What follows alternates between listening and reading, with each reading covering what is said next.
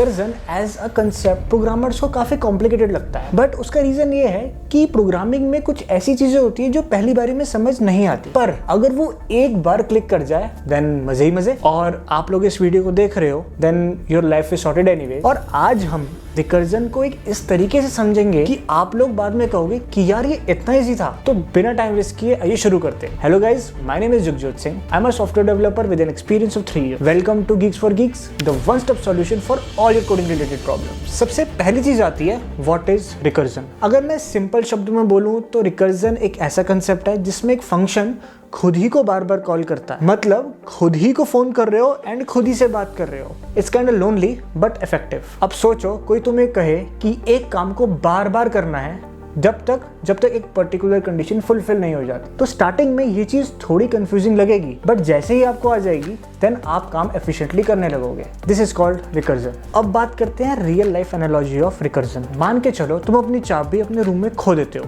अब तुम उस चाबी को ढूंढने के लिए पहले बेड के नीचे चेक करते हो, फिर टेबल के नीचे एंड देन फिर शेल्फ के ऊपर। एक बार जब तुम इन तीनों जगहों पे चेक कर लेते हो तुम्हें चाबी नहीं मिलती, क्योंकि तुम्हारे माइंड में कहीं कोई चीज मिस तो नहीं हो गई, एंड ये चीज तुम रिपीट करते हो जब तक तुम्हें चाबी नहीं मिल जाती। सो इस एनालॉजी में बेड के नीचे चेक करना, टेबल के नीचे चेक करना एंड शेल्फ के ऊपर चेक करने को हम रिकर्जन की स्टेजेस मानते हैं। एंड जैसे ही तुमको चाबी मिल जाती है तुम इस पर्टिकुलर प्रोसेस को स्टॉप कर देते हो एंड इस चाबी मिलने वाली चीज को हम बोलेंगे अब बेस केस। चलो अब हम इस कंसेप्ट को एक प्रोग्रामिंग के एंगल से समझते हैं। एक एग्जांपल लेते हैं, वो है फैक्टोरियल का।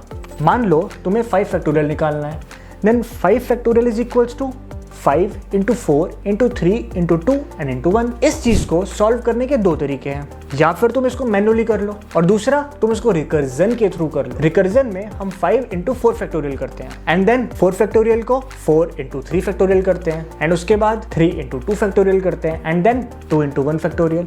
एंड जैसे ही 1 फैक्टोरियल मिलता है तभी हम सब चीजों को मल्टीप्लाई कर देते हैं। Now you can have a look over the code as well. ये फंक्शन बहुत ही सिंपल सा है। अगर हमारा n is equals to 1 है, हम रिकर्जन को वहीं पर ही स्टॉप कर देते हैं, मतलब 1 रिटर्न कर देते हैं। बट अगर आपका n 1 से बड़ा है then we will call the same function with n-1। तो इसी तरीके से करते करते हमारा रिकर्जन एक एंड पर आ जाता है और एक कंडीशन बनती है अगर n इक्वल टू 1, जिसको हम बेस कंडीशन बोलते हैं। जैसे वो चीज ट्रू होती है तभी हमारा रिकर्जन का जो प्रोसेस है जिसमें हम फंक्शन को बार बार कॉल कर रहे हैं वो स्टॉप हो जाता है। चलो अब एक और एग्जांपल ले लेते हैं जिसको हम बोलते हैं फाइबोनेकी सीरीज का। फाइबोनेकी सीरीज में अगला नंबर पिछले दो नंबर्स का सम होता है, जैसे 0, 1, 1, 2, 3, 5, 8 एंड सो ऑन। फाइबोनेकी सीरीज को रिकर्जन के थ्रू कैसे सॉल्व करते हैं उसके लिए ये कोड देखिए। अब इस फंक्शन में दो केसेस होते हैं।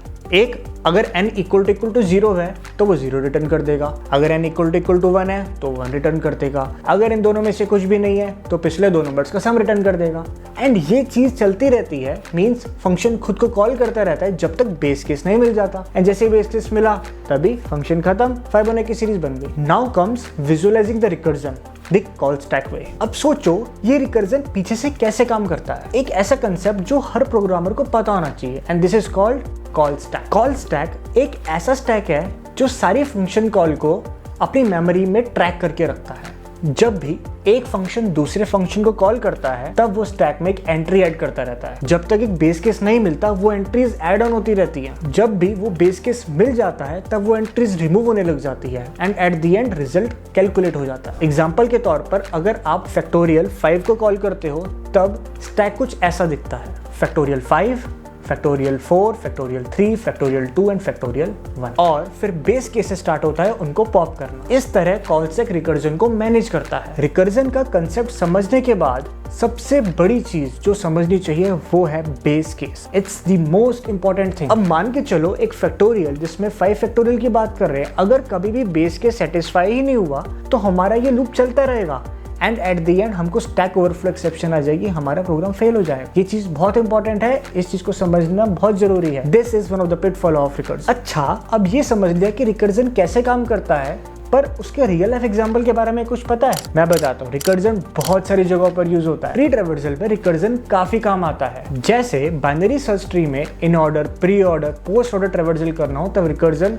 बहुत यूज होता है। Second one is divide and conquer algorithm, quick sort, merge sort, ये सारे अपने सब प्रॉब्लम्स को सॉल्व करने के लिए रिकर्जन का काफी यूज करती हैं। Third one is dynamic programming, जैसे फाइबोनाची सीरीज प्रॉब्लम्स, नैपसैक प्रॉब्लम्स, ये सारी रिकर्सिवली सॉल्व होती है। Fourth one is graph traversal, जैसे DFS, depth first search algorithm में भी रिकर्जन का यूज होता है। रिकर्जन जितना पावरफुल है उतना खतरनाक भी है। बहुत सारी जगहों पे रिकर्जन का यूज अवॉइड किया जाता है। जैसे पहली चीज है स्पेस कॉम्प्लेक्सिटी। जब हम स्पेस कॉम्प्लेक्सिटी की बात करते हैं एंड जहाँ पे रिकर्जन लगा होता है वहाँ पे स्पेस कॉम्प्लेक्सिटी बढ़ जाती है, क्योंकि हम फंक्शन को कॉल बार बार कर रहे हैं एंड वो एक स्टैक में स्टोर हुआ जा रहा है, जिस वजह से वो स्पेस ले रहा है एंड इस वजह से स्पेस कॉम्प्लेक्सिटी बढ़ जाती है। अगर रिकर्जन काफी डेप्थ तक चला गया तब स्पेस कॉम्प्लेक्सिटी बढ़ जाती है एंड प्रोग्राम क्रैश भी हो सकता है। Second thing is performance issues. काफी जगहों पे रिकर्जन का यूज करके परफॉर्मेंस इश्यूज बढ़ जाते हैं, क्योंकि जैसे फाइबोनाची सीरीज की नेव रिकर्सिव इंप्लीमेंटेशन की वजह से प्रोग्राम काफी स्लो हो जाता है, इसलिए वहां पे मेमोराइजेशन या फिर आइटरेटिव अप्रोच को फॉलो किया जाता है। Third one is readability. कई बार जब हम रिकर्जन का मेथड यूज करते हैं तब कोड हमारा रीडेबल नहीं होता, बहुत ज्यादा कॉम्प्लिकेटेड बन जाता है एंड अगर चीज कॉम्प्लिकेटेड बन जाती है then this is not considered to be a good coding practice, इसलिए हम आइटरेटिव अप्रोच को फॉलो कर सकते हैं। तो गाइज ये था रिकर्जन का सिंपल सा फंडा।